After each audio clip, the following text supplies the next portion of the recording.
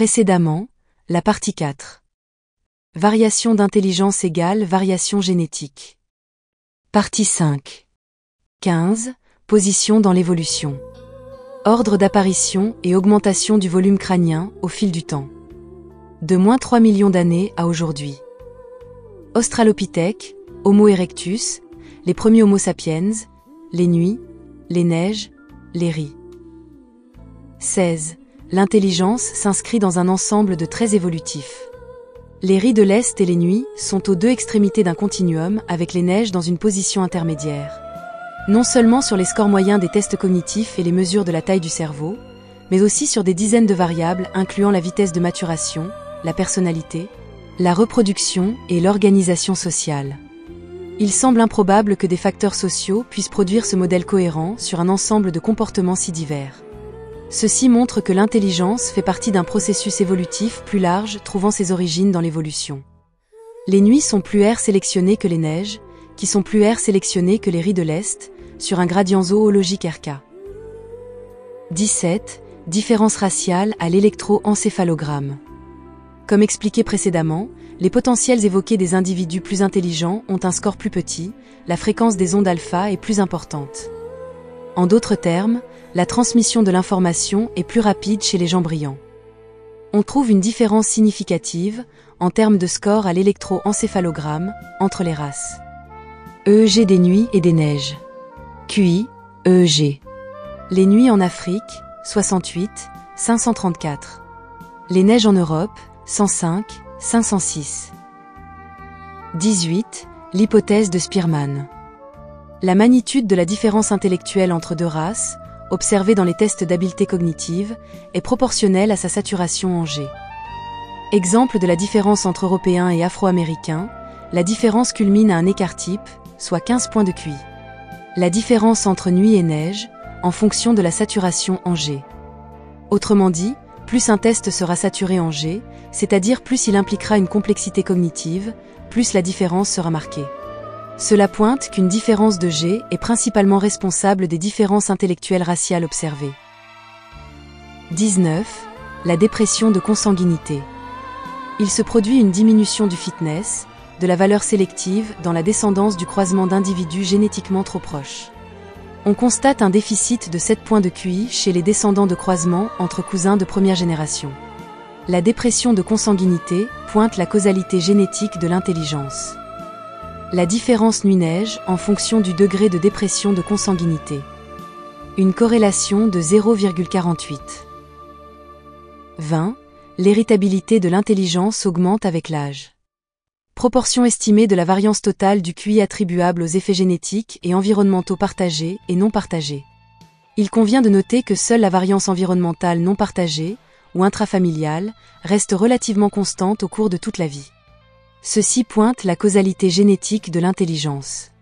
Si l'environnement avait un impact, son importance devrait augmenter avec l'âge, or c'est le contraire qui se produit.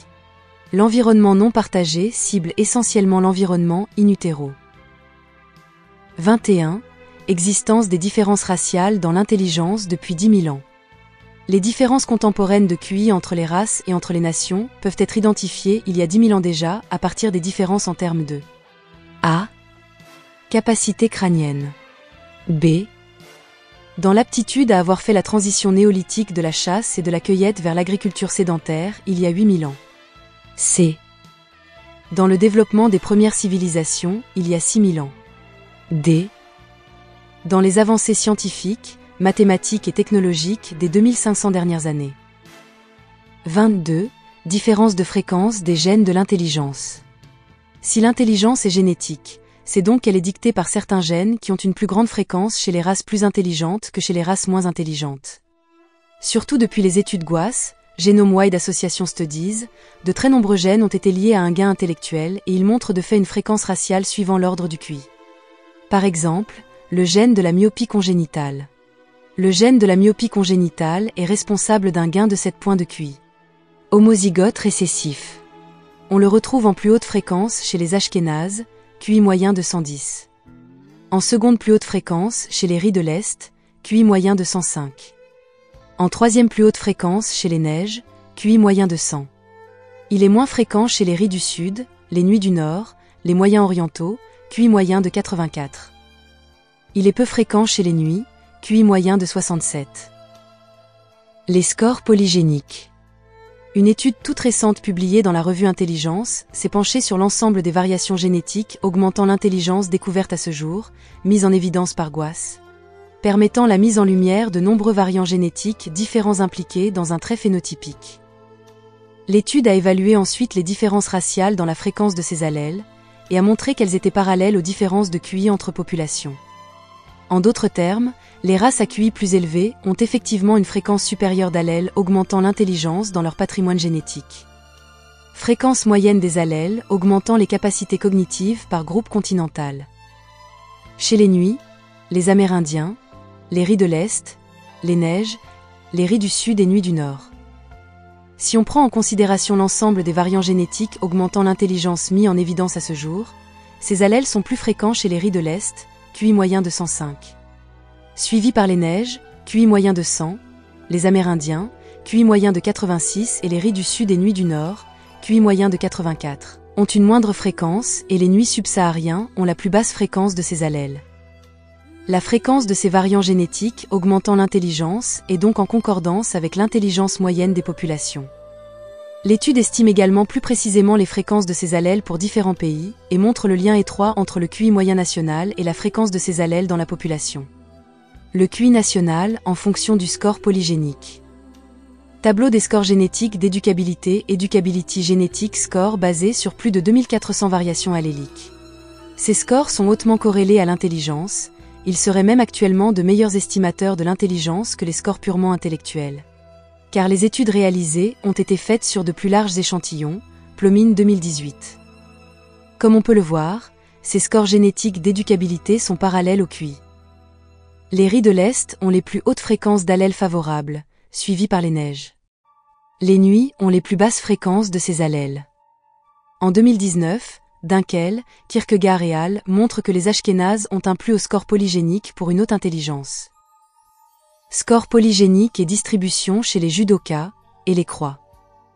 Distribution du QI chez les Judokas et les Croix. Cette étude vient corroborer les hauts scores polygéniques des Ashkénazes obtenus par Piffer en 2019. QI des populations en fonction du score polygénique. Notez à nouveau comme le QI moyen des populations se reflète dans le score polygénique. Les populations à plus haut QI ont une plus haute fréquence d'allèles augmentant l'intelligence. Corrélation entre les scores polygéniques et du 3 et les QI des populations. Et ça ce soir, ça va se savoir! À très bientôt pour la suite, les causes des différences raciales d'intelligence. Gros bisous, aïe. Couper!